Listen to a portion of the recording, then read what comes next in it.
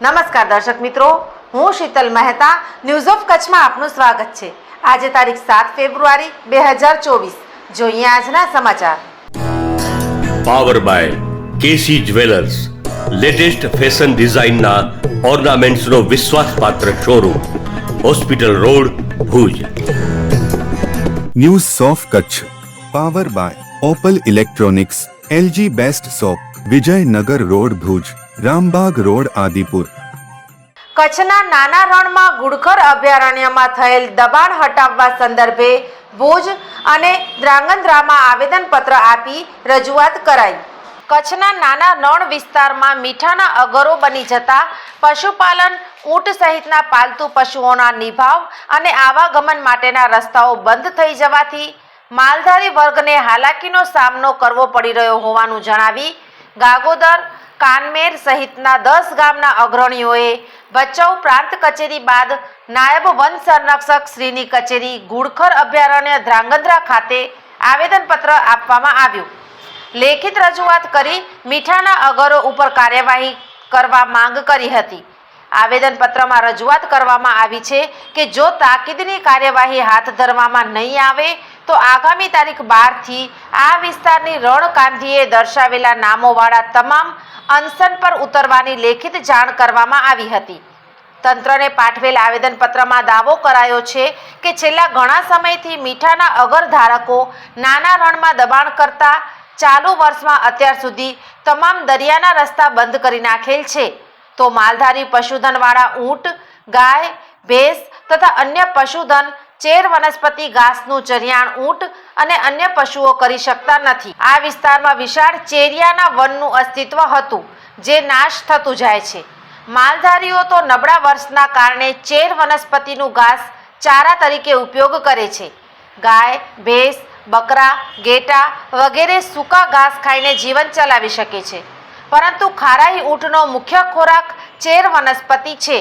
ચેરના one તરફ મીઠાના દબાણોના કારણે ઊંટ માલધારીઓ ઉપર વધારે અસર જોવા મળે છે, તેમજ રણ વિસ્તારના ગુડખર અભયારણ્યના પ્રાણીઓને કુદરતી રહેણાંકમાં અસર પડી શકે છે, પશુઓના જીવનને સત્યનાશ કરી રહ્યા છે।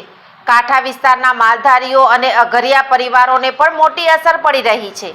આ તમામ પ્રશ્નોના ઉકેલ લાવવા તંત્રમાં 8 ગામના લોકોએ રજૂઆત કરી હતી, જેમાં અરજ કરતા માતૃભૂમિ સંરક્ષણ કાઉન્સિલ કચ્છ જિલ્લા અધ્યક્ષ શિવુભા દેસરજી જાડેજા, રામવાવ તાલુકો રાપર, રામજી રાણા ભાટી, કાનમેર તાલુકો રાપર, વિરમભાઈ જખરાભાઈ રબારી, ભુવાજી ચિત્રોડ તાલુકો રાપર, અભરામ હુસૈન જેડા, માળિયા તાલુકો માળિયા, ભરતભાઈ ખેંગારજીભાઈ પાટડિયા, બાલાસરી તાલુકો રાપર, કિશોરસિંહ ભાવસિંહ જાડેજા, નલિયા ટીંબા તાલુકો રાપર, ડાયાભાઈ વિશાભાઈ રાજપૂત, પ્લાસવા તાલુકો રાપર, બળદેવ ગેલાભાઈ રાઠોડ, કાનમેર તાલુકો રાપર દ્વારા આગામી તારીખ 12ના અનશન આંદોલનની તૈયારી દર્શાવી છે। રિપોર્ટ ગની કુંભાર, ભચાઉ। મારું નામ રામજીભાઈ રાણાભાઈ ભાટી, ગામ કાનમેર સરપંચશ્રી। અને ખાસ રજૂઆત તો કે અભયારણ્ય જે મોદી સાહેબનું છે કે લુપ્ત થઈ રહી ગુડખર માટે બચાવવા માટે ખૂબ પ્રયત્નો સરકાર શ્રી કરી રહી છે, પણ એના કોઈ સરકારના ચોપડે ઓનલાઈન હોય છે, એનું કોઈ જાતનું વનીકરણ કાંઈ ધ્યાન દેતું નથી। તો આના માટે અમે ખાસ આ જે કાંઈ અમારે સંગઠન થયું છે એના અમે સપોર્ટમાં છીએ, અને કાંઈ પણ થશે તો એ સરકારશ્રીની જવાબદારી રહેશે અને પૂરેપૂરી તંત્રની જવાબદારી રહેશે। ધ્રાંગધ્રા ડીએફઓમાં આવેલા જે આજુબાજુના કાંઠી વિસ્તારના લોકોનું આવેદન લઈને આવેલા છીએ, ત્યાં આજુબાજુના વિસ્તારમાં ગુડખર જે રણનો એમનો વિસ્તાર રણ છે એ હવે માનવ વિસ્તારમાં આવી રહ્યા છે અને એમનો વિસ્તાર ખતમ થઈ રહ્યો છે। જે ભૂમાફિયાઓ દ્વારા મીઠું ઉત્પન્ન કરી અને ત્યાંથી ગુડખરોને ભગાડવામાં આવી રહ્યા છે। આજે મોદી સાહેબના અભયારણ્ય પ્રમાણે ગુડખરો અને વન્ય પ્રાણીઓને બચાવવાનું કામગીરી ચાલુ છે, તો ક્યાંક ને ક્યાંક આપણે જોઈએ કે આપણા ગુડખર આજે બચતા નથી। આપણે બહારેથી ચિત્તા લાવીને એમને ઉછેરીએ છીએ, પણ આપણી જે પ્રજાતિ છે ગુડખરો એ જ આજે લુપ્ત થઈ રહી છે। એના માટે અમે આજે ખાસ કરીને આવેદન આપવા આવ્યા છીએ, અને જો આનું કોઈ યોગ્ય ઉકેલ નહીં આવે તો અમે 12 તારીખે અનશન ઉપર બેસવાના છીએ, રણકાંધી ઉપર। તમામ જવાબદાર એની તમામ જવાબદારી વહીવટી તંત્રની રહેશે. વિરમભાઈ જખરાભાઈ રબારી. રજૂઆતની વાત કરીએ તો ઘણા સમયથી અમે રજૂઆત કરતા જ આવી છીએ. આજ રોજ તારીખ 7/2 ધાંગધ્રા ગુડખર અભયારણ્યની અંદર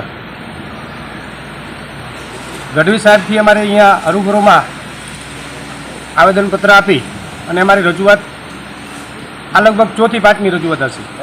પણ ઘણા સમયથી આ લોકો ભૂમાફિયાની સાથે સંકળાઈ ગયેલા છે કે શું છે એ ખબર નથી.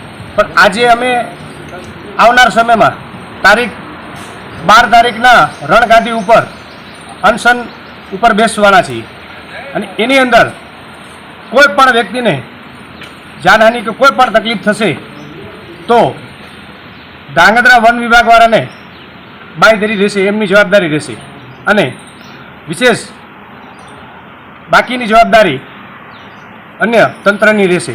ધન્યવાદ.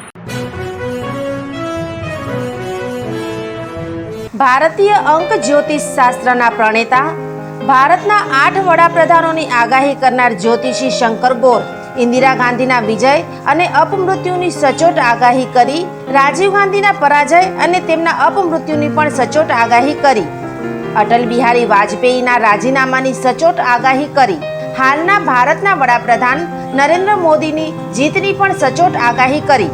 વર્ષ 2012માં પણ નરેન્દ્ર મોદી માટે આગાહી કરી છે કે મોદીજી જીતની હેટ્રિક કરશે અને 2024માં પણ ચૂંટણી જીતશે.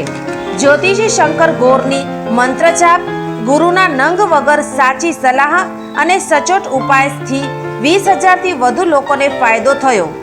ઘર બેઠા સલાહ મેળવો. Mobile number 9909602928. ટીના હાઉસ, છઠ્ઠી બારી ring road, Bhanji street, Bhuj, Kutch. દર્શક મિત્રો, આ હતા આજના સમાચાર. આવતીકાલે ફરી મળીશું. ત્યાં સુધી મને રજા આપશો. નમસ્કાર.